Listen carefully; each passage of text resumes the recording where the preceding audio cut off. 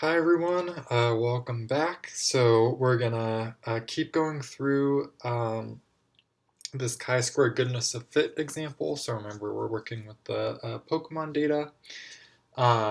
We've done our prepare steps, so we've written out the hypotheses, we've looked at the sample data, seen that in the sample data there's a preference for Squirtle, but is that enough evidence to conclude that there's a preference in our entire population? That's what we're working toward. And so just like when we in our previous hypothesis test, there's also going to be a check step. And so this is the first time where we're actually going to talk about what this independence condition means. And so independence refers to independence of observations. And so what we want to ask ourselves when we're determining if observations are independent, it's easiest to always discuss this with an example. And so in our Pokemon example, um, does knowing, we'll say, does knowing your neighbor or friend's preference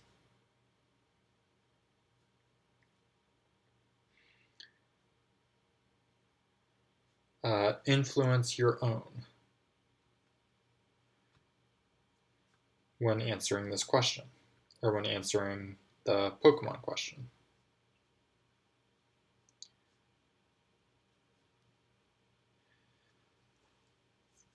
So in this case, it was an online quiz that you answered this. And so the answer to this question is probably no. So if you answer no to this question, then that means that you are assuming that the observations are independent. Because each observation is giving you a completely new or independent piece of information.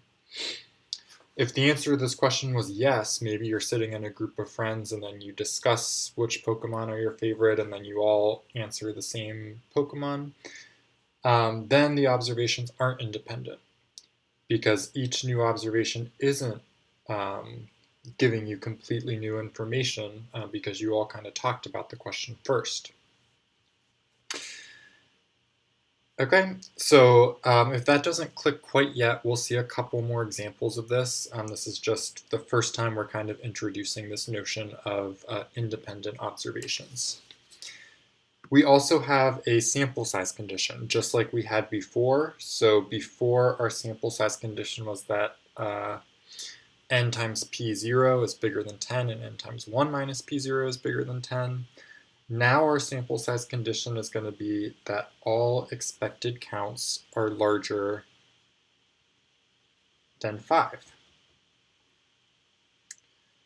I'm going to put some dots there because we haven't actually talked about what expected counts are. And so we'll come back to this in a sec after we do the first step of this calculate part where we figure out what our expected counts will be. The way we want to think about expected counts is we want to think, okay, if our null hypothesis was true, what would we expect our counts to be? So that's where the name comes from. So if the proportions were all actually equal to a third, and we had the sample of 56 students, what would we expect the count of people who prefer Bulbasaur to be? What would we expect the count of people who prefer Charmander to be? What would we expect the count of people who prefer Squirtle to be? And so we could just figure this out as Bulbasaur. So if the true proportion was a third, then we would expect out of 56 people,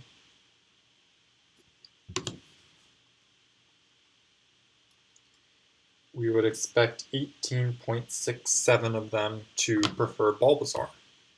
And it's fine that our expected count is a decimal. That'll just go through in the calculations. For Charmander, again, if this null hypothesis was true, how many people would we expect to prefer Charmander? Well, that's going to be the same exact calculation because Charmander is, again, a third in the null hypothesis. Squirtle is, as you could probably guess, the same deal.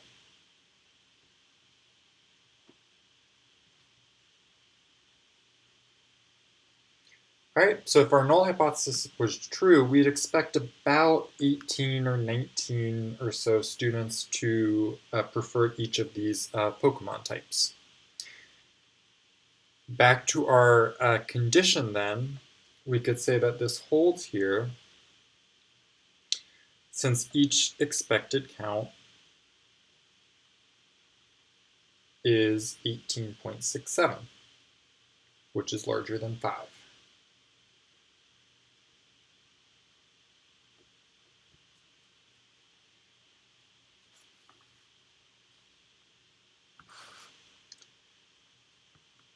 Okay, so this would be like what we would expect our data to kind of look like if the null hypothesis were true, kind of give or take some. If our alternative hypothesis were true, then we would expect the observed counts, so what we actually saw in our data, would look really different than the expected counts under the null hypothesis.